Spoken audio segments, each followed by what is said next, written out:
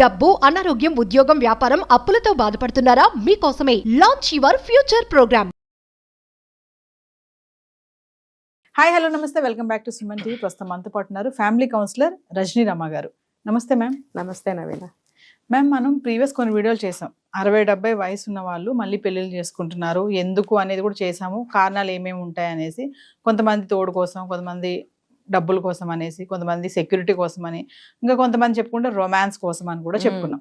అయితే ఈరోజు నేను అడిగే క్వశ్చన్ ఏంటంటే, ఎక్కువగా మగవాళ్ళు వస్తారు ముందుకు దీనికి, సెకండ్ మ్యారేజ్ అనేటప్పటికి 60-70 వయసులో. ఈ మధ్య కాలంలో చూసుకుంటే లేడీస్ కూడా మేమేం తక్కువ కాదన్నట్టు వాళ్ళు కూడా వస్తున్నారు. మేము కూడా సెకండ్ మ్యారేజ్ చేసుకుంటాం, మాకు కూడా తోడు కావాలి, నాకు ఆస్తిపాస్తులు ఉన్నాయి, నన్ను పెళ్లి చేసుకుంటే నా ఆస్తి అంతా నీకు ఇస్తాను, ఇంత షేరింగ్ చేసుకుంటాం, ఇట్లా అంటున్నారు. అంటే సెకండ్ మ్యారేజ్ చేసుకునే ఆడవాళ్ళు ఏ విషయాలు చూసి వాళ్ళు పెళ్లి చేసుకోవాలంటారు? ఎక్కడ వాళ్ళు మళ్ళీ మిస్టేక్ చేస్తే మళ్ళీ ఇబ్బందులు పడతారు కదా, అది ఎంతవరకు కరెక్ట్ అంటారు? అసలు ఏం విషయాలు వాళ్ళు జాగ్రత్తగా ఉండాలి అంటే ఏం చెప్తారు? మెయిన్ కొంతమంది డివోర్స్ తీసుకున్న వాళ్ళు కూడా సెకండ్ మ్యారేజ్కి వెళ్తున్నారు. హస్బెండ్స్ కానీ వైఫ్స్ కానీ డెత్ పోతే కూడా సెకండ్ మ్యారేజ్కి వస్తున్నారు. ఇది రెండు విషయాలు. ఒక వైఫ్ కానీ హస్బెండ్ కానీ పోయిన తర్వాత సెకండ్ మ్యారేజ్ చేసుకోవాలనుకునే దాంట్లో ఉద్దేశం వేరు, డివోర్స్ తీసుకున్న తర్వాత ఇంకో మ్యారేజ్ చేసుకుందాం అనుకునే దాంట్లో ఉద్దేశం వేరు. ఉద్దేశం కరెక్ట్గా ఉండాలి. అప్పుడు ఏంటంటే, ఈ డివోర్స్ తీసుకున్న తర్వాత సెకండ్ మ్యారేజ్ చేసుకుందాం అని ముందుకు వస్తారే, వాళ్ళల్లో సమస్యలు చాలా ఎక్కువగా ఉంటాయి. అంటే ఈ భర్తలు భార్యలు చనిపోయిన తర్వాత చేసుకునే సెకండ్ మ్యారేజెస్లో కూడా కొన్ని ఇబ్బందులు కలుగుతాయి. ఇది సరిగ్గా అర్థం చేసుకుని ముందు అడుగు వేయాలని నేను చెప్తున్నాను. మీకు ఆడవాళ్ళైనా మగవాళ్ళైనా సెకండ్ మ్యారేజ్ అవసరం ఉందా లేదా సరిగ్గా కూలంకషంగా మైనస్లు ప్లస్లు ఆలోచించుకోండి. ఒక కౌన్సిలింగ్ తీసుకోండి. First of all family members అనుమతి తీసుకోండి అని అంటే, వాళ్ళు ఇష్టం ఉన్నా లేకపోయినా వీళ్ళు చెప్పే బాధలకి వాళ్ళు సరే అని అనొచ్చు. మీరు పెద్దవారుగా మీరు ఆలోచించండి. ఇప్పుడు లైఫ్లో స్టేజెస్ ఉంటాయి కదా, బాల్యం, యవ్వనం, తర్వాత మధ్య వయసు, తర్వాత వృద్ధాప్యం, తర్వాత ఆశ్రమవాసం, ఇలా ఉంటాయి స్టేజెస్. ఇప్పుడు ఏ వయసుకి అది అనుభవిస్తూ రావాలి అనేది ప్రకృతి ధర్మం. అంతేగాని 70 ఏళ్ళు 80 ఏళ్ళు వచ్చిన తర్వాత భర్త పోయాడు, భార్య పోయాడు, నాకు మళ్ళీ పెళ్ళి కావాలి అనేది కరెక్ట్. అంటే నువ్వు మళ్ళీ జీవితాన్ని మోక్షం వైపు ఒక ఏమంటారు, ఒక భగవంతుడికి లేకపోతే ఇంకా నాకు లైఫ్ చివరికి వచ్చాను అనే ఉద్దేశం భావన లేకుండా మళ్ళీ ముందుకు వెళ్ళాలి అనే ఆలోచన రావటం అనేది వాళ్ళ మనస్తత్వానికి ప్రతీక. నెంబర్ 1. నెంబర్ 2, నాకు ఏ దిక్కు లేదు, నన్ను చూసేవాళ్ళు లేరు, నాకు నీళ్లు పోసేవాళ్ళు లేరు, నోట్లో నీళ్లు పోసేవాళ్ళు లేరు, అందించేవాళ్ళు లేరు, నన్ను పలకరించేవాళ్ళు లేరు అని ఎక్కువగా మగవాళ్ళు కంప్లైంట్స్ చేస్తున్నారు. ఇదే సమస్య కొంతమంది ఆడవాళ్ళకు కూడా ఉంటుంది. 80 సంవత్సరాలు లేకపోతే 90 సంవత్సరాలు వచ్చిన మగవాళ్ళు కూడా సెకండ్ మ్యారేజ్ చేసుకుంటాము మాకు సహాయానికి అని కొంతమంది అడుగుతున్నారు. మరి అదే 80 ఏళ్ళు 90 ఏళ్ళు వచ్చిన ఒక స్త్రీ ఎవరిని పెళ్లి చేసుకోవాలి? ఆమె ఏం చేయలేదు, కానీ ఆమెకు కూడా ఒక సహాయం కావాల్సినప్పుడు ఆమెని ఎవరు పెళ్లి చేసుకుంటారు? ఆమెకి ఎవరు అందింపులు చేస్తారు? మంచినీళ్ళు, నీళ్ళు, పాలు, టీలు, భోజనాలు, ఆమెకి స్నానాల గదిలోకి తీసుకెళ్ళి స్నానం చేయించడం, బట్టలు కట్టడం. ఆ వయసు వస్తే ఇంకంతే కదా. కొంతమంది వాళ్ళ కాళ్ళ మీద వాళ్ళు నడుస్తారు, కొంతమంది నడవలేకపోతారు. మరి అటువంటి వాళ్ళ పరిస్థితి ఏంటి? కాబట్టి ఇవన్నీ కూడా బాగా ఆలోచించాలి. అంటే మాకెందుకు, మాది బాగుంది, మేము చేసుకోవాలనుకుంటున్నాం, అలాంటి వాళ్ళ గురించి మాకెందుకు అని రావచ్చు. అంటే వాళ్ళ గురించి మమ్మల్ని ఆలోచించమని నేను చెప్పట్లేదు, ఎవరికి వాళ్ళు ఆలోచించుకోండి అని చెప్తున్నాను. ఇప్పుడు ఒక 70-80 ఏళ్ళ వయసు ఉన్న మగవాడు ఒక స్త్రీని పెళ్లి చేసుకోవాలనుకుంటాడు. అంటే ఎంత వయసులో చేసుకోవాలనుకుంటున్నారు అన్నప్పుడు 60-65 ఏళ్ళు అట్లా అని అంటున్నారు. అంటే 65 సంవత్సరాలు వచ్చిన ఒక స్త్రీకి ఎంత ఓపిక ఉంటుంది? అన్ని విషయాల్లో నిన్ను ఫుల్ఫిల్ చేయగలుగుతుందా, సాటిస్ఫై చేయగలుగుతుందా? మీరు అన్నారు కొంతమంది మగవాళ్ళు రొమాన్స్ కోసమే పెళ్లి చేసుకోవాలనుకుంటున్నారు. ఆ వయసులో ఆవిడ రొమాన్స్ లో కుదురుతుందా? అసలు మీకు కుదురుతుందా? ఇవన్నీ కూడా మీరు ఆలోచించుకోవాల్సిన విషయాలు. 65 సంవత్సరాలు పైబడిన స్త్రీ అంత శక్తి ఉంటుందో ఉండదో, వంట చేసే శక్తి, ఇంట్లో పనులు చేసే శక్తి, నీకు బెడ్లో షేర్ చేసుకునే శక్తి, ఇవన్నీ ఉంటాయా లేదో తెలియదు. అలానే నువ్వు 45, 40, 35 ఏళ్ల వయసు అమ్మాయిని చేసుకుంటే సమాజం మిమ్మల్ని ఏ రకంగా చూస్తుందో అది మీకు తెలుసు. అలా ఎవరైనా అలాంటి అమ్మాయిని చేసుకోవాలన్న ఆలోచన ఎవరికన్నా ఉంటే అలాంటి అమ్మాయిలు మీ దగ్గర మీరు కోరుకున్నట్టు ఉండరు, మీ ఆస్తిపాస్తులు తీసుకుని ఆవిడ జంప్ చేస్తారు.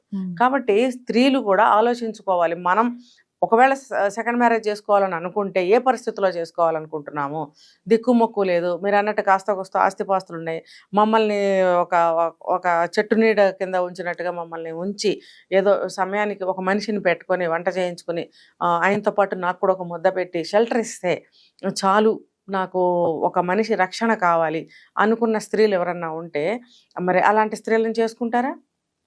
ఇది ప్రశ్న. కాబట్టి ఈ స్త్రీలు ఆలోచించుకోవాలి.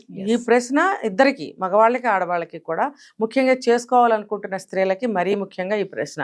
అంటే ఆ వయసులో మేడం మీరు ఇలాంటి సమస్యలు వస్తాయని చెప్తున్నారు. ఓకే, పెళ్లి చేసుకోకుండా పోనీ సహజీవనం చేస్తామని కొంతమంది ఉంటున్నారు. పెళ్లి వద్దు, ఫ్రెండ్లీగా ఉందాం, సహజీవనం చేద్దాము, ఇష్టమైనప్పుడు ఉంటాం, కష్టమైనప్పుడు మళ్ళీ విడిపోదాం అని అంటున్నారు. అది ఎంతవరకు కరెక్ట్ అంటారు? అందులోనే ఉంది సమాధానం. అది కరెక్టా? ఇష్టమైన రోజులు ఉంటాం, విడిపోతాం అంటే అది ఎందుకు చేసుకున్నారు? ఆ ఉద్దేశం ఏమైంది అక్కడ? ఇష్టమైన నాళ్ళు ఉండి విడిపోదాం అనుకోవటానికి మీరు ఏమైనా ఎంగేజా? ఆ వయసు ఏంటి? ఆ వయసులో మీరు మళ్ళీ విడిపోతే మళ్ళీ ఎక్కడికి వెళ్ళాలి ఇద్దరు? మళ్ళీ ఏం చేయాలి? నేను చెప్పేది ఏంటంటే ఫ్యామిలీ మెంబర్స్, పిల్లలు ఎవరైతే ఉన్నారో వాళ్ళు ఏం చేయాలి? అప్పటి వరకు భార్యాభర్తలు కలిసి అమ్మా నాన్న ఇద్దరు ఉన్నారు, ఇప్పుడు అమ్మగాని నాన్నగాని లేరు, రెండో వాళ్ళు ఒంటరి అయినప్పుడు ఫ్యామిలీ బాధ్యత ఏంటి? ఆ పిల్లల బాధ్యత ఏంటి? మేము ఉన్నాము ఆ ప్లేస్లో, మీకు ఏ లోటు తెలియనియకుండా మేము చూసుకుంటాము అని అనగలగాలి. అన్న పిల్లలు ఉంటే కూడా అడ్జస్ట్ అవ్వని పేరెంట్స్ ఉన్నారు. ఎగ్జాంపుల్ అత్తగారిని తీసుకుందాము. ఆవిడ ఎంత వయసు వచ్చినా కొడుకు కోడలకి తగాదా పెట్టాలని చూస్తుంది, కోడల్ని ఏదో ఒకటి పిన్ చేయాలని చూస్తుంది, ఎంత చేసినా ఇంకా ఏదో లోటు వెతుకుతుంది, వచ్చేపోయే చుట్టాలకి కోడల మీద చాడీలు చెప్తుంది అక్కడ ప్రాణం పోయే వరకు. మరి నువ్వు ఈ లక్షణంతో ఉంటే పిల్లలు ఎలా చూస్తారు? మరి అలా అని చెప్పి నువ్వు ఆ వయసులో ఇంకో పెళ్లి చేసుకుంటే అక్కడ నీకేం గ్యారంటీ ఉంది? అవునా కదా? నీ దగ్గర ఏదో కొంచెం ఎంత ఆస్తుంటే వాళ్ళు మంచివాళ్ళ చెడ్డవాళ్ళ నువ్వు ఇవాళ నుంచే చూస్తున్నావు. నీ చనిపోయిన భర్తతో నువ్వు 40 ఏళ్ళు 50 ఏళ్ళ కాపురం చేస్తే ఆయన గురించి నీకు తెలుస్తుంది. ఈ రోజే వచ్చిన ఆ పెద్ద మనిషి ఒక మనస్తత్వం, స్వభావం ఏంటో నీకు తెలియదు కదా.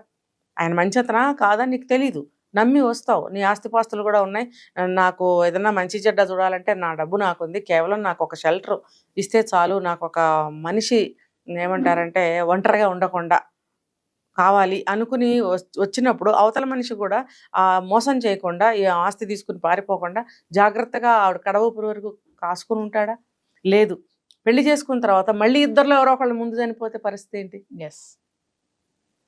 ఇవన్నీ బాగా ఆలోచించుకోవాలి. దీనికి నేను ఫస్ట్ రెమెడీ ఏం చెప్తానంటే, పిల్లలు ఎవరైతే ఉన్నారో వాళ్ళు ఈ ఒంటరి మనిషిని మంచిగా ఆ లోటు లేకుండా చూసుకోవాలి. వీళ్ళు కూడా ఏ వయసుకి ఆ మనస్తత్వాన్ని అలవాటు చేసుకోవాలి. స్టేజెస్ నేను చెప్పాను. ఇప్పుడు స్టేజ్ ఏంటి? కొడుకులు, కోడళ్ళు, కూతుళ్ళు, అల్లుళ్ళు, వాళ్ళకున్న పిల్లలు, మునిమానవాళ్ళు ఉంటే మునిమానవాళ్ళు, వీళ్ళందరితో నువ్వు జీవితాన్ని ఆనందంగా గడపమని నీకు భగవంతుడు ఒంటరితనం ఇచ్చాడేమో. ఇప్పటి వరకు భర్త సేవలతోటి, ఇంటి సేవలతోటి అలసిపోయిన స్త్రీకి వాళ్ళ నీడలో ఉండి ఆ పిల్లలతో ఆడుతూ పాడుతూ సరదాగా సంతోషంగా ఒక ఆధ్యాత్మిక భావనలో కూడా ఉండి కడ జీవితాన్ని మీరు మోక్షం వైపు తీసుకెళ్తూ ఆ పాత్రను కూడా ఆనందంగా గడపమని చెప్పి భగవంతుడు నిర్ణయించే ఉంచాడు. మీరు అటువంటి లైఫ్ను కోరుకోకుండా వాళ్ళే చూసుకుంటారు, మమ్మల్ని చూడరు అని ఒక కాంప్లెక్స్ని పెంచి పోషించుకుంటూ ఉంటారు. మనం వాళ్ళల్లో కలవలేకపోతాం. నా భర్త ఉంటే నన్ను ఇలా చూసేవాడా, నా భార్య ఉంటే నన్ను ఇలా చూసేదా అన్న ఆలోచనలోనే ఉంటారు తప్ప వాళ్ళలో కలవలేకపోతారు. వీళ్ళలో ఒంటరిగా ఉండటం వల్ల ఫ్యామిలీ కూడా ఏం చేస్తారంటే ఆయన ఎంత కలుపుకున్నా వాళ్ళు కలవట్లేదు, ఏదో టైంకి ఇంత పెడతారు, చూస్తారు, ఇక వాళ్ళ గోళ్ళ వాళ్ళు ఉంటారు. అది కూడా మనమే అలవాటు చేస్తాం. కాబట్టి మనం కూడా వాళ్ళలో కలవటానికి ప్రయత్నిస్తూ ఉండాలి, కలుస్తూ ఉండాలి, వాళ్ళు కూడా కలుపుకుంటూ ఉండాలి. తిన్నా తాగినా ఏం చేసినా మంచి మాట అన్నీ కూడా కలిసి చేసుకుంటూ ఉంటే ఆ ఒంటరితనం అనేది రాదు. ఎవరి పంచనో వెళ్ళి మోసపోతామో లేకపోతే సక్సెస్ అవుతామో తెలియని ఒక షెల్టర్లోకి వెళ్ళడం కంటే ఇది చాలా బెస్ట్. ఇప్పుడు మీరు కన్న బిడ్డలు వాళ్ళు, ముందు భార్య కూడా ఎక్కడి నుంచో వస్తేనే మీకు భార్య భర్త అయింది. ఏదో వేరే ఊరు వేరే అమ్మ కన్న బిడ్డనే మీరు పెళ్లి చేసుకుంటారు. కానీ ఇక్కడ వీళ్ళు మీరు కన్న బిడ్డలు, మీ రక్తం, మీరు మీ యొక్క ఎథిక్స్తో, వాల్యూస్తో, వ్యక్తిత్వంతో పెంచినటువంటి బిడ్డలు. మీరు ఎంతో కొంత మీ లక్షణాలు మీ పిల్లలకు వస్తాయి, మీ భర్తకు రావు. సహజీవనంలో ఏమన్నా కొన్ని అలవాటు చేసుకుంటే తప్ప మీ లక్షణాలు మీ భర్తకు రావు, మీ పిల్లలకు వస్తాయి. కాబట్టి తండ్రి అయినా తల్లి అయినా. కాబట్టి మీరు మీ పిల్లలతో కలిసిమెలిసి ఆనందంగా కడ జీవితం గడపడానికి ప్రయత్నించాలి తప్ప మళ్ళీ ఇంకొక మ్యారేజ్కి వెళ్తే ఆవిడ ముసలావిడ ఉంటుంది, ఆవిడ ఆయనకి ఏం చేయలేదు, ఆయన ఆవిడకి ఏం చేయలేదు, ఇద్దరికి కలిపి రేపొద్దున్న ఇంకో ఎవరో వచ్చి చేసే స్థితి ఎప్పటికైనా వస్తుందా రాదా? ఎస్, ఖచ్చితంగా. ఇంకొకటి ఇద్దరిలో మళ్ళీ ఎవరో ఒకళ్ళు పోతే మళ్ళీ సేమ్ యాజ్ ఓల్డ్ స్టోరీ, మళ్ళీ సేమ్ రిపీట్ అవుతుంది. ఫలితం ఏంటి? ఎస్. మీరు మీ ఉద్దేశం ఏమైనట్టు అక్కడికి? కాబట్టి సెకండ్ మ్యారేజ్ చేసుకోవాలనుకునే వాళ్ళు ఇవన్నీ ఆలోచించండి. ఇది ఒక కౌన్సిలింగ్ అనమాట, నేను ఈ ముఖంగా ఇస్తున్నా. మీరు అన్నీ ఆలోచించుకోండి. ముఖ్యంగా తల్లులు కానీ తండ్రులు కానీ ఒంటరిగా మిగిలిపోయిన వాళ్ళు తేడా భావాలు ఫ్యామిలీ పట్ల పెట్టుకోవద్దు. నా పిల్లలు నా వాళ్ళని కలవండి. ఆ పిల్లలు కూడా గట్టిగా చెప్తున్నాయి మాట, ఆ పిల్లలు కూడా మా నాన్న మా అమ్మ అనుకుని చూడండి. అప్పుడు మా నాన్న రెండో పెళ్లి చేసుకుని వెళ్ళిపోయాడు, మాకు అసహాయం వేసింది, మేము మాట్లాడడం, వాళ్ళ ఇంటికి మేము వెళ్ళడం అంటున్నారు. ఇప్పుడు ఆ పరిస్థితి మీరే తెచ్చుకుంటున్నారు. ఎస్. ఎందుకు తెచ్చుకోవాలి? మీరు ఇలా చూసినట్టయితే వాళ్ళ ఒంటరితనం ఫీల్ అవ్వరు కదా, ఫీల్ అవ్వరు. మీరు అందరూ కలిసి వెళ్ళరు కదా అసలు. ఆ ఆస్తి ఎవరికో ఆయన ముందుగానే రాస్తే గానీ మా అమ్మాయిని ఇవ్వమని అవతల వాళ్ళు అంటే సెకండ్ మ్యారేజ్ జరుగుతుంది. అదేదో ఎవరికో రాసే బదులు మీరు సరిగ్గా ఉంటే మీకే వస్తుంది కదా. ఎందుకు మీరు బెషజాలికి పోతున్నారు, అహానికి పోతున్నారు, అంతంత ప్రైవసీలు ఎందుకు కోరుకుంటున్నారు? రేపొద్దున మీరు ఇదే వయసుకు వస్తారు. ఏదన్నా అత్తమామల్లో కానీ కోడలు కొడుకు కూతురు అల్లుళ్ళలో ఎవరిలో ఏ తేడాలు ఉన్నా కూడా అందరూ సరి చేసుకోవడానికి ప్రయత్నించి కలిసి ఉండటానికి ప్రయత్నించండి అని నేను చెప్తున్నాను. Yes, thank you ma'am.